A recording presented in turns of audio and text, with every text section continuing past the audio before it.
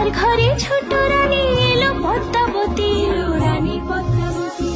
রাজার আরো 6টি রানীর ছিল না সন্তান, পদ্মাবতীর কোলালোতে মিলল সমাধান।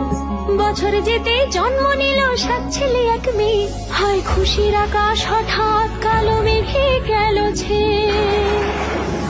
হিংসেতে যায় জ্বলে পুড়ে বাকি 6টি রানী, যুক্তি করে ঘটায় ওরা 7 কুমারের হানি। সুযোগ মতো 7 ছেলেকে মাটিতে দেয় পুঁতে, বাঁচে একা পারুল, ওরা পায় না তাকে ছুতে।